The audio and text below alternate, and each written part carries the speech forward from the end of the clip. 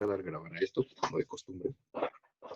Y les decía que esta clase quería como que fuera un poco más platicada, así como un poco más relajada, para hacer una especie como de recuento, aprovechando que tuvimos como este puente de las vacaciones, ¿no?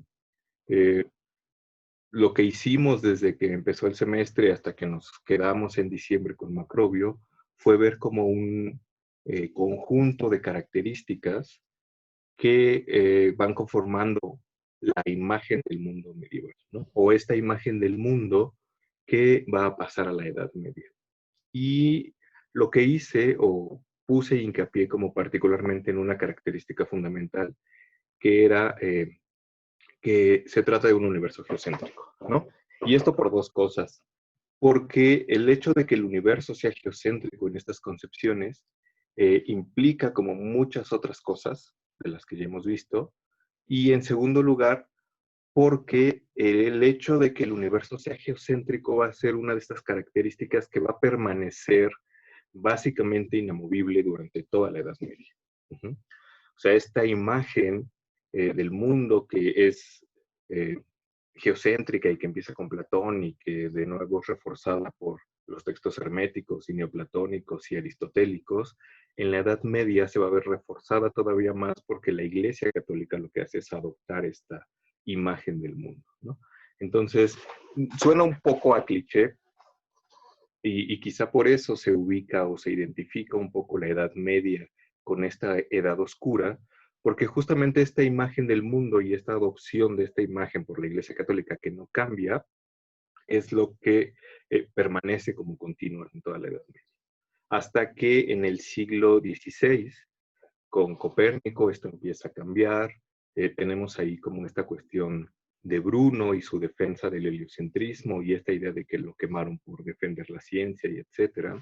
O tenemos, por ejemplo, el caso de Galileo y esta frase mítica que dice al final de su juicio, de que la Tierra y sin embargo se mueve, ¿no? Lo cual se contrapone un poco, o un poco no, más bien como mucho y del todo, con esta imagen medieval del mundo, por llamarlo de alguna manera, ¿no?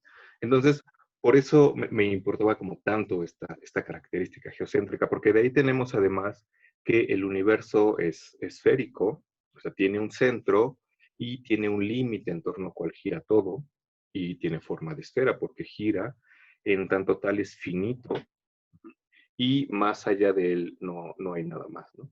Tenemos también que tiene como esta distinción entre el mundo sublunar y supralunar que venía de Aristóteles. Tenemos con ello la distinción entre los cuatro elementos que componen el mundo de abajo y el éter que compone el mundo de arriba, y todas las distinciones que de ellos se derivan, ¿no?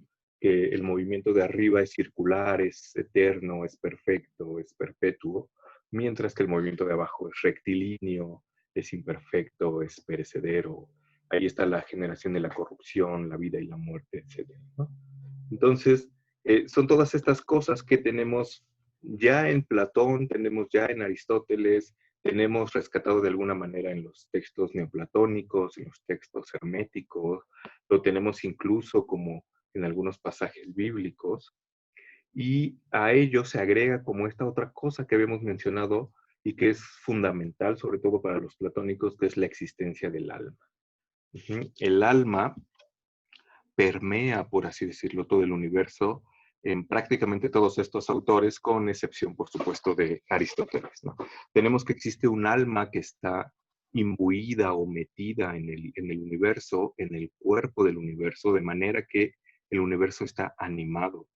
Pero también tenemos la idea de que esta alma del universo o esta alma del mundo también genera o también provee las almas humanas. De modo que el alma, así como en abstracto y que está ahí arriba, no solamente crea los niveles inferiores y materiales, sino que también provee almas particulares que caen en los cuerpos humanos. Uh-huh. Y esta caída, por supuesto, retoma esta imagen del mundo geocéntrica, esférica, finita, etcétera, y tenemos esta idea de que el alma cae y atraviesa las esferas de los planetas y llega al cuerpo lo cual tiene de nuevo muchísimas implicaciones, ¿no? Tiene esta implicación, por supuesto, quizá la más fuerte que encontramos en los platónicos, de que el alma o nuestras almas, aquello que nos anima y aquello que nosotros realmente somos, viene de un nivel superior y que debería regresar hacia ese nivel superior, ¿no? Esa debería ser como su aspiración, regresar hacia el lugar donde pertenece. Teníamos por ahí esta mención al himno de la perla, la mención esta a Goku y cómo se le olvida la misión que tiene que cumplir en la Tierra, etcétera. Y todo esto tenía que ver como con el alma, ¿no? Y también esto estaba a la base, por ejemplo, de algunas disciplinas como la astrología, ¿no? Porque el momento del nacimiento era como particularmente importante, eh, o en el momento del nacimiento era particularmente importante la posición de los astros, porque justamente el alma había atravesado esos astros y había adquirido algo de ellos, ¿no? Entonces, muchas de estas cosas, si no es que todas, tienen como trasfondo común esta imagen del cosmos, esta imagen del mundo, que como vimos hace un par de clases, cuando hablé de los movimientos de los astros, eh, tienen como este trasfondo común, ¿no? Ya el propio Platón lo dice en el Timeo, que todas estas conclusiones y especulaciones acerca del cosmos tienen que ver con la observación del cielo. Es algo que también dice Aristóteles, y cuando hablamos justamente del movimiento del Sol y los trópicos y las estaciones, nos dimos cuenta que realmente el movimiento de los astros determina en mucho nuestras vidas, ¿no? Y las determina en mucho ya no solo a un nivel en el que a la manera de los antiguos o los medievales nosotros creamos que el centro del universo es la Tierra, sino incluso a un nivel biológico, ¿no? Como con esta cuestión de las estaciones del año, por ejemplo, ¿no? El hecho de que nosotros hayamos tenido vacaciones ahora en diciembre y enero, pues tiene de alguna manera que ver con esta cuestión de los movimientos de los astros, el hecho de que nosotros salgamos de vacaciones en Semana Santa y seamos felices, bueno, ahora no porque no podemos ir a ningún lado, tiene que ver en última instancia también con el movimiento de los astros, porque seguramente se han dado cuenta que Semana Santa no cae siempre en las mismas fechas. Cada año se va recorriendo y eso no es una cuestión arbitraria, sino que depende del calendario lunar. Ujú. Si se dan cuenta, más o menos siempre en Semana Santa hay luna llena, porque me parece que el domingo de Pascua o el siguiente domingo de Viernes Santo, es algo así como el siguiente domingo después de la primera luna llena de primavera. Una cosa así como extraña. Bueno, no es extraña, pero que tiene sentido y tiene que ver, por supuesto, con este movimiento de los astros, ¿no? Entonces tenemos que muchos de estos elementos eh, pasan a la Edad Media, conforman como esta madeja de supuestos y de ideas que conforman la imagen del mundo y pasan a la Edad Media. Entonces, por eso nos habíamos detenido tanto en ellos. Pero si bien es cierto que pasan a la Edad Media, también es cierto que no lo hacen como de manera eh, directa, por así decirlo, o de manera pura o neutra, sino que lo hacen a través de comentarios, traducciones, no sé, reseñas, etcétera, ¿no? No es que los medievales o aquellos filósofos que leían a Platón en la Edad Media hubieran leído todo lo que nosotros tenemos a nuestro alcance, no es que tuvieran el Timeo y el de Caelo y los textos herméticos, sino que muchas veces lo que pasaba, y esto lo habíamos comentado también antes, es que todas estas cosas llegaban como fragmentariamente, ¿no? El Timeo, si bien era el texto más importante de Platón, porque además era el único que conocía la Edad Media occidental, no había llegado directamente, sino por fragmentos, por traducciones de Cicerón o este otro comentario de este autor que se me olvidó su nombre. Ay, no, no me acuerdo, no es Eudoxo, es otro, se me fue su nombre. Bueno, el caso es que no llegó como el texto platónico directamente, sino vía estos comentarios, estas traducciones, estos fragmentos, y justamente un par de libros que ayudan a pasar todo este compendio, toda esta madeja de cosas hacia la Edad Media, son los comentarios al sueño de Cipión y las etimologías de Isidoro de Sevilla. También hay otros como las bodas de Hermes y la filología de Marciano Capella, y debe haber ahí por algunos otros fragmentos, pero que tienen como básicamente la misma función, ¿no? Recoger o recopilar toda esta sabiduría que hay en la antigüedad tardía y pasarla a la Edad Media. No sé si consciente o inconscientemente, pero sí es cierto que si no fuera por esos textos, si no fuera por los textos de Macrobio o de Isidoro o de Marciano Capella, quizá la Edad Media o cierta parte de la Edad Media no hubiera conocido estas cosas y se hubieran perdido, ¿no? Y es como importante, o son como particularmente importantes porque además les había comentado al inicio del curso que tanto el corpus platonicum como el corpus aristotelicum e incluso el corpus hermeticum no existieron en Occidente en la Edad Media, ¿no? Estuvieron perdidos eh, para la Edad Media occidental. A ver, permítame tantito.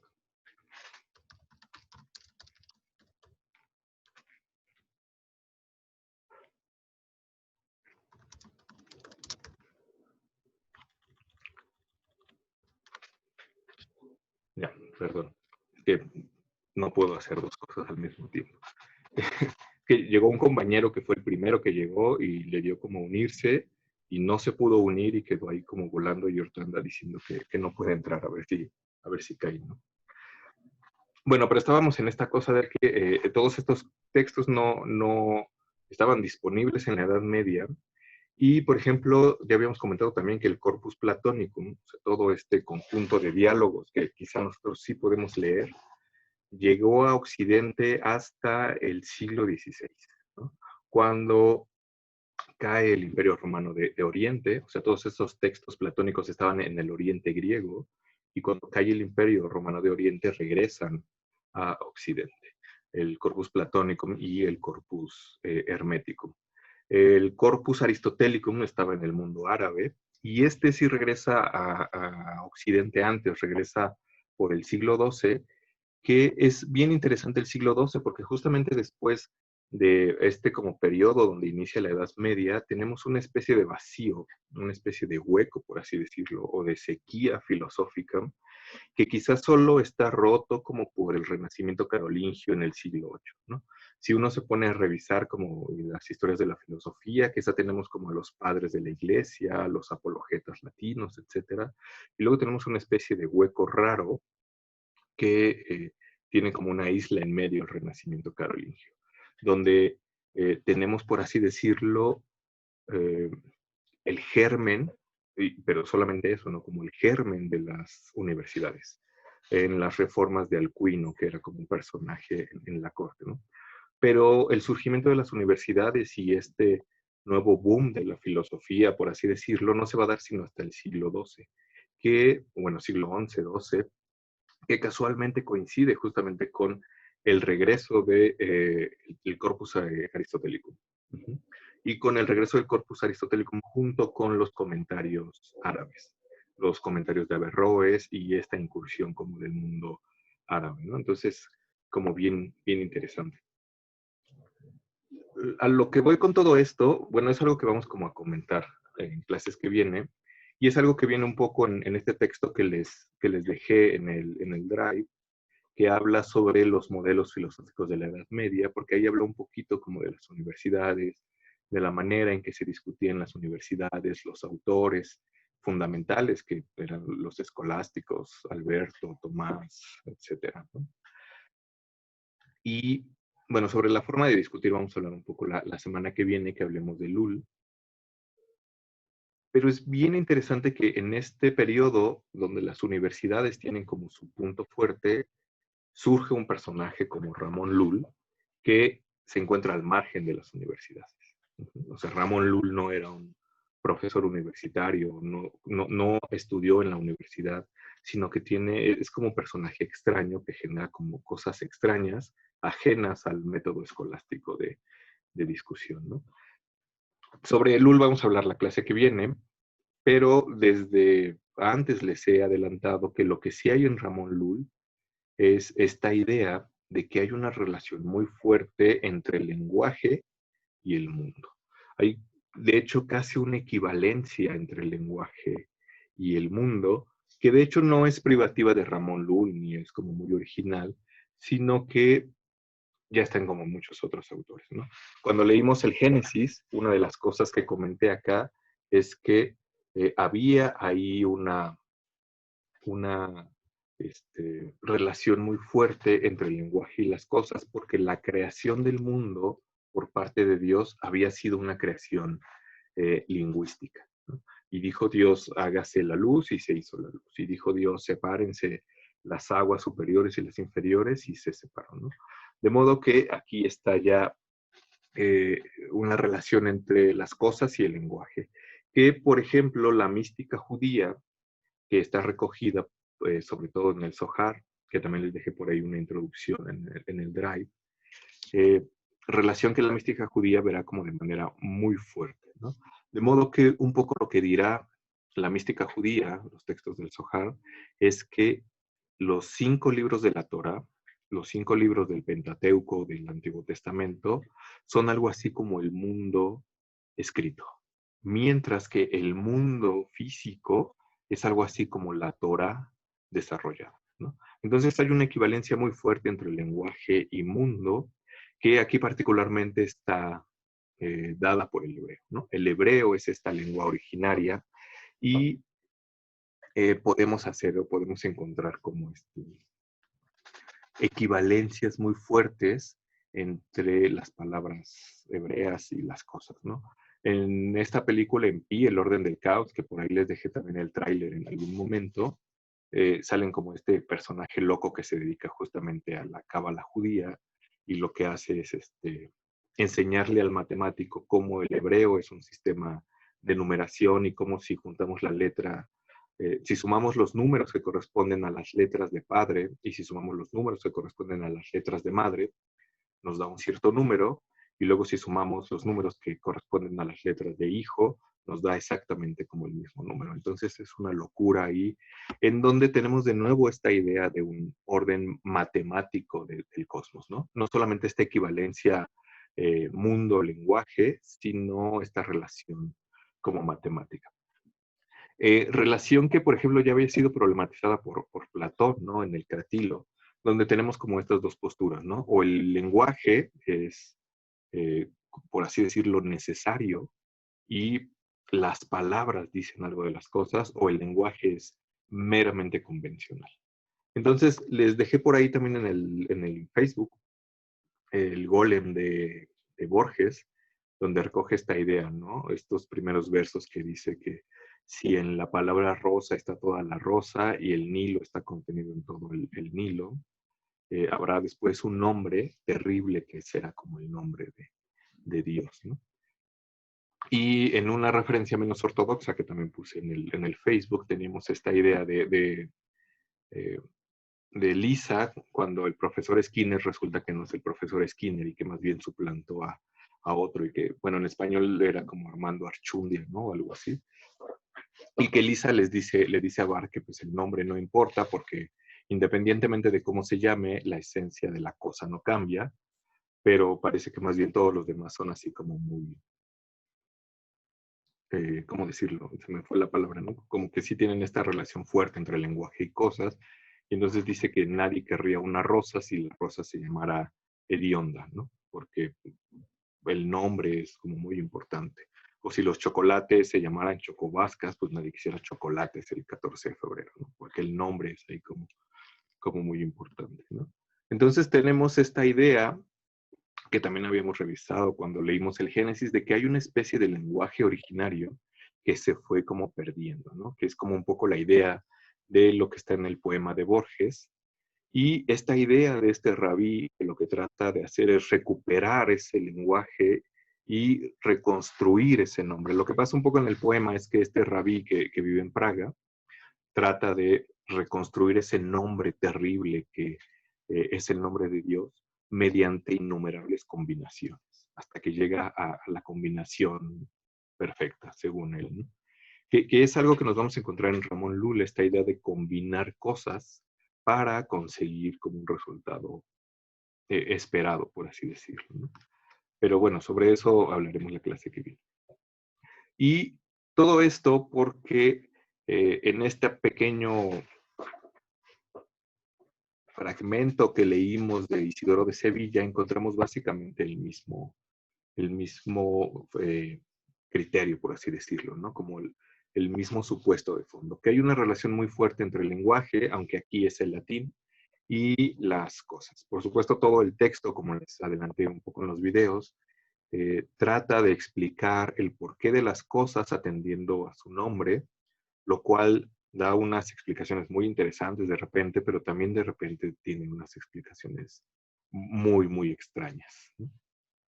Eh, Teníamos como esta cosa de que el, el Mediterráneo se llama así porque está en medio de la tierra, o de que el granizo se llama así porque parecen granos, etcétera, ¿no? Entonces tenemos ahí como estas cosas. Y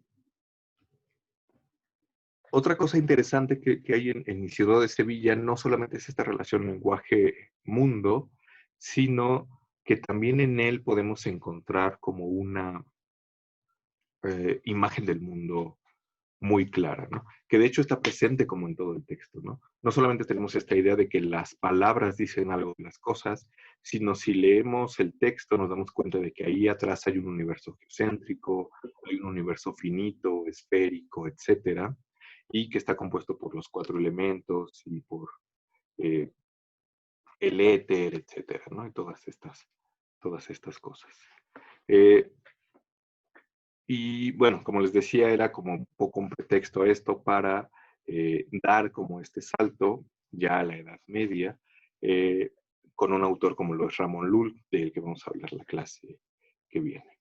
Bueno, este era como pequeño, así como resumen, como retomar cosas que había la clase, bueno, todas las clases pasadas. Y no sé si hasta acá hay como alguna pregunta, alguna cosa que quede como volando. Es el como momento para sacar cualquier como cosa, ¿no?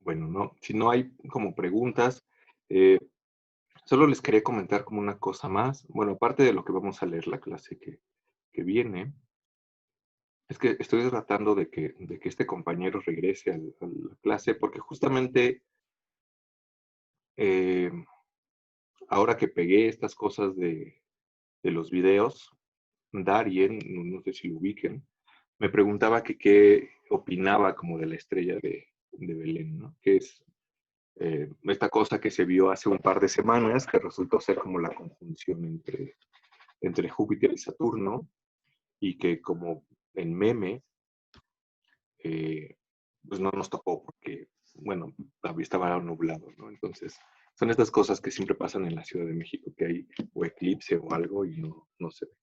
Entonces, Darien me preguntaba que yo qué pensaba de la estrella de Belén, lo cual era una pregunta muy abierta, pero le decía que era interesante porque podíamos comentar un par de cosas en la clase, ¿no? Pero pues está perdido, así que se va a perder la explicación. Les decía que estaba tratando de que regresara, pero no regresa.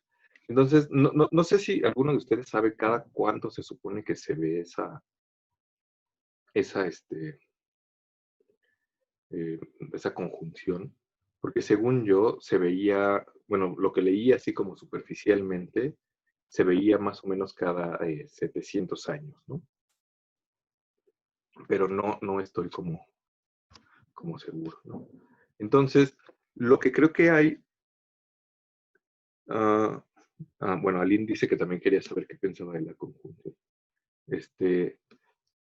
Digo, les decía, no estoy seguro cada cuánto se ve, pero por ejemplo, según yo, se veía como cada 700 años, y entonces se había visto en la Edad Media, y es bien interesante que se identifique con la estrella de Belén, porque eso daría como cierto fundamento o cierta explicación como esta estrella de Belén, ¿no? Entonces quería comentar como dos cosas, la segunda se parte como en dos, en donde lo primero es que es un acontecimiento muy importante, ¿no? O sea, el hecho de que haya una conjunción y de repente se vea algo muy brilloso en el cielo, es algo muy importante, o sea, incluso a nosotros, después de la modernidad y después de Copérnico y Galileo y Newton y el telescopio, etcétera, y que sabemos que el centro del universo no es la Tierra, sino quién sabe cuál sea el centro, eh, aun cuando sabemos eso y aun cuando sabemos que se supone que no hay eh, todo un universo eh, girando en torno a la Tierra, aún así es importante para nosotros, ¿no? Y como ahí nos impacta. Eh, Salvador dice que cuando pasó esa discusión en el radio que no veríamos algo así hasta 2080 y la conjunción se da más seguido. Sí, también había visto eso, ¿no? Que se da como más seguido, pero que pues resulta que lo que pasó este año es que estaban como muy, muy juntos, ¿no? Entonces, como estaban más juntos, pues parecía que eran una sola cosa y entonces brillaban más, ¿no? Entonces, seguramente lo que pasa cada 700 años o lo que se vio en la Edad Media fue esta cosa donde estaban muy juntas, ¿no? Porque pues debe pasar como relativamente seguido que se acercan, pero pues no se superponen, por decirlo de alguna manera, ¿no? Entonces, sí, seguramente, porque de hecho, esa otra cosa es como muy importante, o sea, les decía que eso pasó el 21 de diciembre y ese día estaba nublado y desde la Ciudad de México no se pudo ver, pero 2 o 3 días después ya estaba despejado y en el cielo se veían dos puntos muy cerca. Y les digo que tengo una aplicación para ver el cielo y cuáles son las estrellas. Y justamente esos dos puntos eran pues, Saturno y Júpiter, no solamente que ya no estaban como pegados. Entonces, esta cuestión de que se veían muy brillantes era porque estaban como muy, muy pegados y por eso pasa muy poco, ¿no? Pero bueno, regresando como a esta cosa, les decía que era un acontecimiento muy importante y aún incluso a nosotros nos asombra. Imaginen a los medievales o a los renacentistas o a los antiguos para quienes el cielo tenía como otro estatus, ¿no? O sea, el cielo era como algo que estaba superior y algo que dominaba lo que estaba aquí abajo. Entonces, por supuesto que una conjunción de ese tipo era como importante, ¿no? Y ha habido como algunas otras cosas en el cielo que han sido importantes, ¿no? Por ejemplo, Culiano en Eros Imagen el Renacimiento habla de una conjunción, no estoy seguro si sea la misma, que se dio en 1484 y que para los renacentistas, bueno, para los medievales renacentistas era como muy importante porque anunciaba un gran cambio. Y Culiano lo que hace es identificar esa conjunción con el nacimiento de Lutero, ¿no? Que justamente para 1517 pues vendrá como esa ruptura con la reforma protestante, ¿no? Miguel Ángel Granada, en un texto sobre Giordano Bruno, dice que en 1584 también hubo una conjunción como muy importante y que eso, pues no sé, era como muy importante. En 1572 hubo una aparición de una estrella en la constelación de Casiopea, que está en el norte, que es algo así como una M, y entonces eso era como muy importante porque además eso ayudaba como a apoyar como esta idea contraria a la idea aristotélica de que el cielo era eh, permanente y que ahí no había generación ni corrupción, ¿no?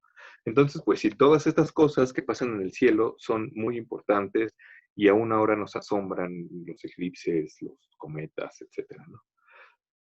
Pero la segunda cosa que quería comentar es que identificar esta cosa, esta conjunción con la estrella de Belén, era como problemático por al menos dos cosas, ¿no? Porque primero, como les decía, no sé cada cuánto pasa, pero tendría que pasar algo así como cada 680 años, 670 años, para hacer que estas conjunciones y superposiciones coincidieran con el nacimiento de Cristo o con el supuesto nacimiento de Cristo en el año cero, ¿no? Entonces eso es como complicado, ¿no?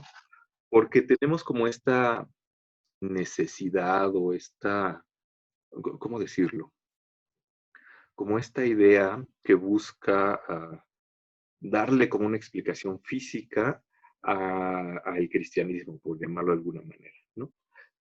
Entonces, el otro problema que tiene esta cosa es que supone o sea, está de nuevo dentro de una construcción del mundo, dentro de una construcción, una imagen del mundo, en donde supone que hubo un personaje que se llamó Cristo, que nació el veintitantos de diciembre del año cero, no sé, o sea, justo cuando iba a empezar el año, y que aparte hubo tres reyes que venían como de algún lugar y que seguían una estrella, ¿no?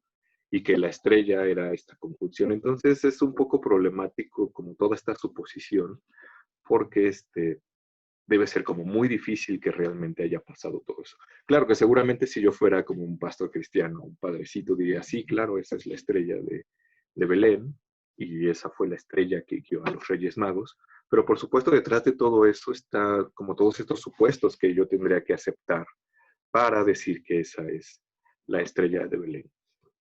Si ustedes vieron el video que les puse, de la religión de Zeitgeist, que puse en el Facebook, ahí hay otra explicación de qué cosa es la estrella de Belén, ¿no?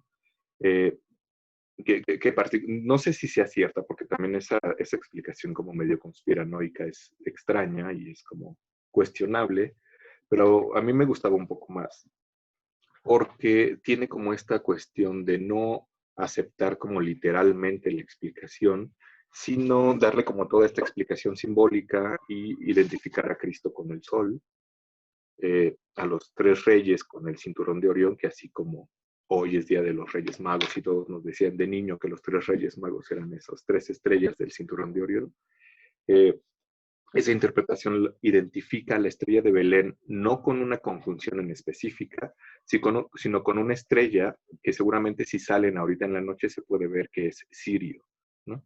Que los tres reyes magos, si siguen como en línea recta hacia el oriente, se toparán más o menos con Sirio, que es la estrella más brillante que hay en el cielo. Entonces el otro video identificaba la estrella de Belén con Sirio, ¿no? Y los tres reyes magos siguieron a la estrella de Belén hacia el lugar donde nació Cristo, que según este video decía que era el lugar por donde salía el sol en el solsticio de invierno, ¿no? Entonces, particularmente a mí me gustaba más esa interpretación porque tiene como no tiene como este apego a explicar cómo fueron las cosas físicamente, ¿no? Alguna vez estaba leyendo un texto sobre los judíos en Egipto, etcétera, y el paso del mar Rojo, y había como autores que se empecinaban en decir, el Mar Rojo está en esta zona de Egipto y por aquí pasaron los judíos, ¿no? Porque era una zona donde sí se podía pasar y en cierta época del año se abría. Y uno de los chicos con los que yo trabajaba, o para los que yo trabajaba, decía que esa era una explicación muy rara porque trata de explicar literalmente el mito, por así decirlo, ¿no? Seguramente el mito, no sé, a lo mejor no era así, ¿no? Una vez en clase Priani nos decía que como todas estas frases, ¿no? Esas frases fabulosas de filósofos o de personajes históricos, como esta de Galileo, ¿no? La de y sin embargo se mueven, ¿no? O hay otra de Bruno que dice, cuando lo condenan a la hoguera, que dice, tienen más miedo ustedes que yo, que me van a quemar. Y Prieni decía, pues seguramente todas estas cosas nunca las dijo esos personajes porque pues te están condenando a la hoguera y no se te ocurre nada. Pero a alguien después se le ocurrió que hubiera sido genial que estos personajes lo hubieran dicho, ¿no? Decía que pasaba lo mismo con esta cosa de, no sé si era Juárez o Lerdo de Tejada, que decía, los valientes no asesinan, y, o sea, toda esta cosa, ¿no?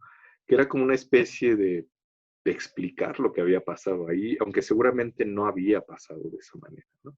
Y por eso me gustaba más como esa otra explicación de la estrella de Belén. Entonces, no es que diga que no sea importante y que no haya sido importante para los medievales, y seguramente quizás sí la consideraban incluso ellos la estrella de Belén, pero de nuevo eso ya tiene como muchos supuestos, ¿no?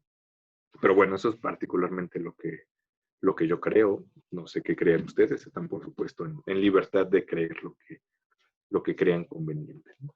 Pero bueno, eso era lo que quería comentar.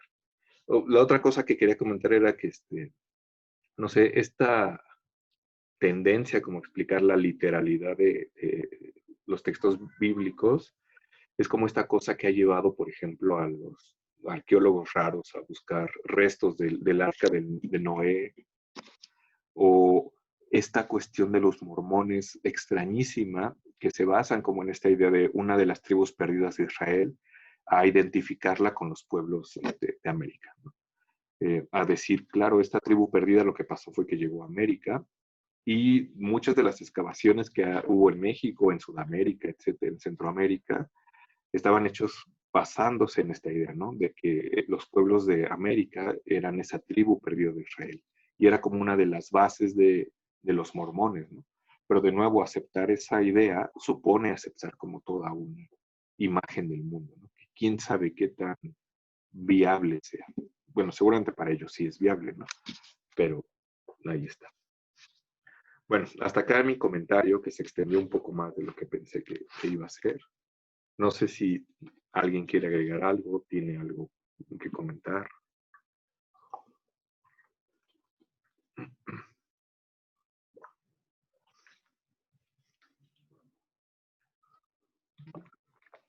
No. Y bueno, también esta cosa de los eclipses o las conjunciones o todo esto, pues es una cosa como bien arbitraria, porque eh, pues así se ven las cosas desde la Tierra, ¿no? Eh, Giordano Bruno en Del infinito universo y los mundos dice, pues así se ven las cosas desde la Tierra, pero no quiere decir que así sean como realmente, ¿no? Si nosotros estuviéramos en la Luna, o lo que él dice, los habitantes de la Luna ven las cosas completamente diferentes, los habitantes del Sol ven las cosas diferentes, y para los habitantes de otras estrellas, nuestro mundo es una estrella más en el cielo y entonces todo se ve como completamente diferente.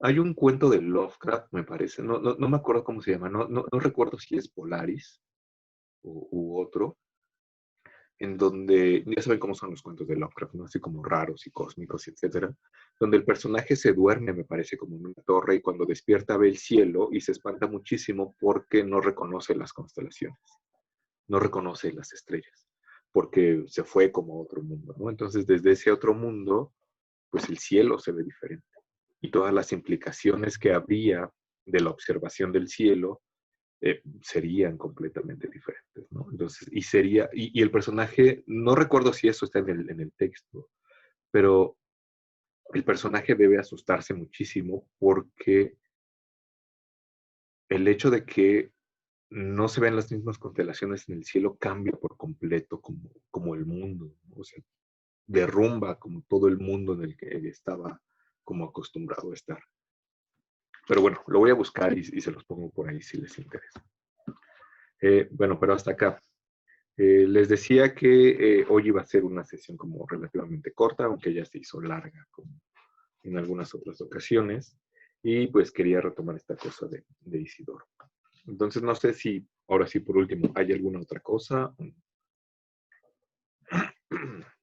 Dice Jorge, a los judíos convencionales les sentó bien o veían con buenos ojos el ejercicio cabalístico hecho a sus textos sagrados. No estoy tan seguro.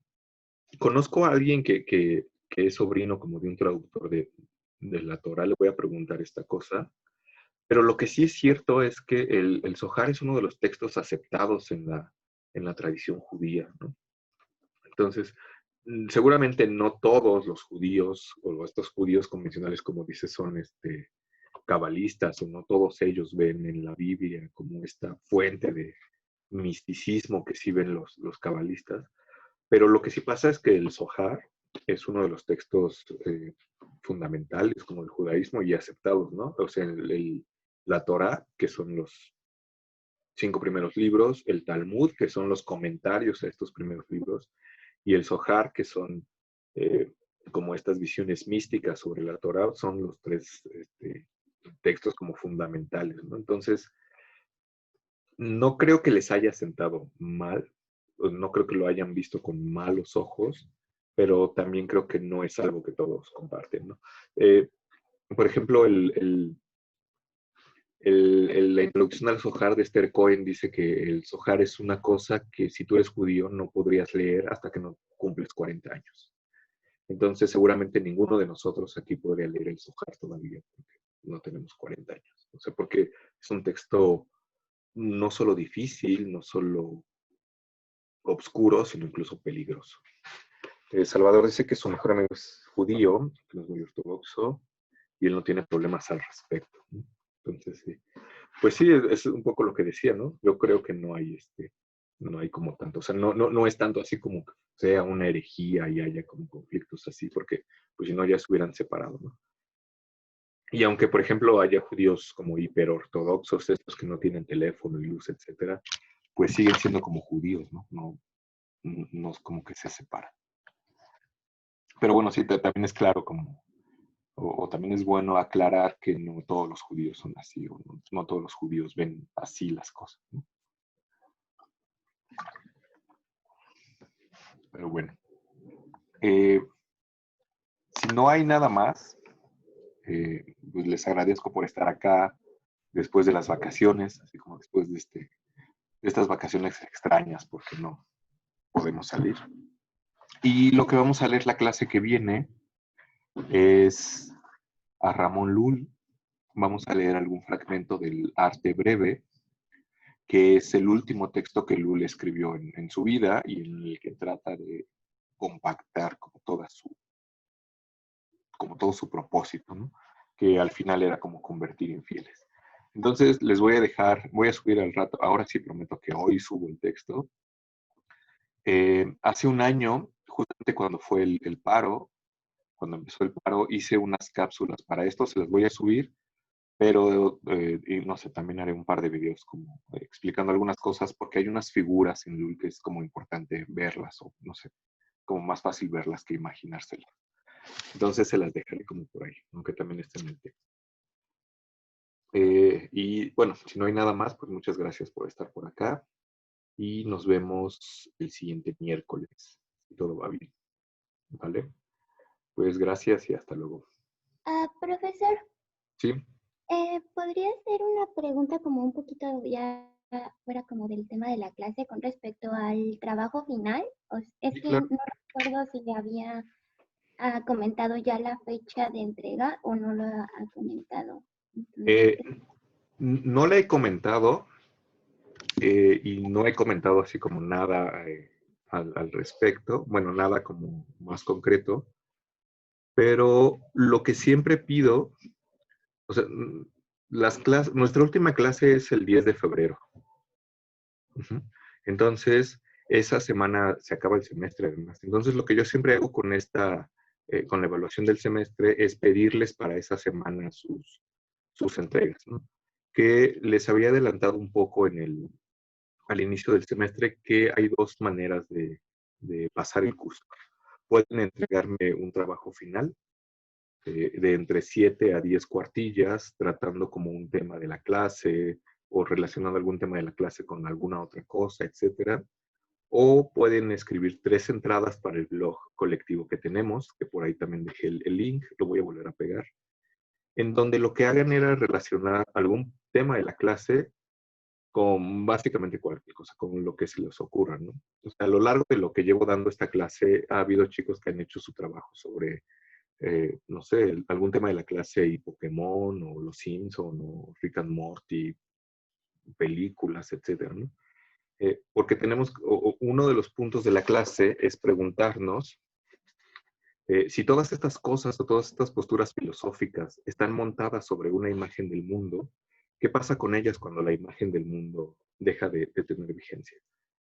Estas cosas ya no sirven, ya no están presentes entre nosotros, o sí, ¿no? Entonces lo que hacían los chicos era recuperar, no sé, explicar en Rick and Morty, por ejemplo, el esposo, ¿no? Que es medio tonto, cómo tiene una imagen de su esposa y cómo su esposa tiene una imagen de él. Y el chico lo que hizo fue hablar de la imaginación y la fantasía en Bruno, relacionando ese capítulo de Rick and Morty, ¿no? Entonces la idea es eso, ¿no? Que agarren un tema y lo relacionen con cualquier cosa que se les ocurra. En ese sentido, pueden de verdad relacionarlo con lo que sea. Pueden hacer la cosa menos ortodoxa que se imaginen, ¿no? La clase, el semestre pasado hubo trabajos sobre no sé, sobre el pulque, sobre películas, eh, sobre películas de Tim Burton, no sé, cosas así. Entonces la idea es que esa entrega, el límite para entregarla es el 12 de febrero. Y tengo como un archivo donde les digo exactamente cómo hay que subirla, cómo hay que compartirla, etcétera. Y lo que yo hago es que en ese transcurso de esos días comento el trabajo y les pongo una calificación previa. Fíjate cuenta que puedo decir, tienes 8 y estaría bueno que cambiaras esto, esto, esto. Y después de eso, ustedes tienen una semana para atender estos comentarios. Entonces, después de una semana, lo que yo hago es revisar otra vez los textos y si atendieron los comentarios o hicieron como los cambios pertinentes, pues ya les digo, sí, está bien, ya tienes 10. Entonces, la idea de esto es que ustedes me puedan entregar el trabajo y puedan tener como cierta retroalimentación, ¿no? Porque luego es muy feo que nada más me entregan el trabajo y no saben qué hacer. Otra cosa importante es que eso vale el 80%. El otro 20% se obtiene o de que nos cuenten aquí en clase qué están haciendo, ¿no? Cuando teníamos clases en físico, le dedicábamos las últimas 2 o 3 clases a que ustedes nos contaran qué iban a trabajar, ¿no? Y muchas veces los trabajos todavía no estaban terminados porque todavía no acababa el semestre, pero si ustedes nos cuentan más o menos qué van a trabajar, entre todos podemos comentar y se enriquece como más. Entonces vamos a hacer eso en las últimas 3 clases, por más o menos, ¿no? Vamos a dedicarle un tiempo a que ustedes nos cuenten qué están haciendo. Y eso vale ese otro 20%. Ujú. Sí, Salvador. Perdón, profesor, pero respecto a las entradas del diario, ¿tendrían alguna extensión también? O... Sí, sí, no lo comenté, pero la idea es que como son entradas para un blog, la extensión ronde alrededor de 2 cuartillas. Ujú. O sea, que no sea un texto demasiado largo, ¿no? Y yo supondría que la mayoría de la gente se iría por 3 entradas para blog, porque pues, tendrías que escribir máximo 6 cuartillas, ¿no? Y las entradas para el blog pues, son menos formales, porque están dirigidas a otro medio. Eh, entonces puedes elegir escribir esas 3 Ok, entradas de 2 cuartillas cada una, o elegir un trabajo, que el trabajo final pues sí esperaría que tuviera bibliografía, aparato crítico, etcétera, ¿no? Entonces, la idea es que las entradas para el blog son un poco más libres, ¿no? Son un poco menos ortodoxas, por así llamarlo. Pero ustedes están en libertad de elegir la que mejor les convenga. De vale, todos, muchas gracias, profesor. sí, de nada. De todos modos, yo espero que para la siguiente semana les voy a subir como los archivos con las especificaciones, ¿no? Ahí digo exactamente qué esperaría de tanto del trabajo como las entradas, su extensión y cómo compartirlo, ¿no? O sea, cuestiones técnicas, pero que son importantes. Y pues hay que tomar en cuenta que le dedicaremos esas 3 clases a comentar los trabajos, que será como, no sé, en 2 o 3 semanas empezaremos, ¿no? Entonces, si alguien se anima, bueno, la semana que viene ya comentaré bien las fechas para ir como apartando estos turnos, ¿no? Por supuesto, pueden elegir no platicarnos qué están haciendo, pero evidentemente, pues lo máximo que podrán sacar de calificación será 8. Pero bueno, hasta ahora no hemos tenido gente que no quiera como contarnos qué está haciendo. Pero bueno, entonces ahora sí, si ya no hay nada y si todo va bien, pues les subo estas cosas al Facebook, al Classroom y subo las especificaciones la semana que viene. ¿Vale? Pues bueno, espero que les vaya bien y si van a comer rosca, espero que la disfruten. Nos vemos la siguiente semana. Bye. Gracias.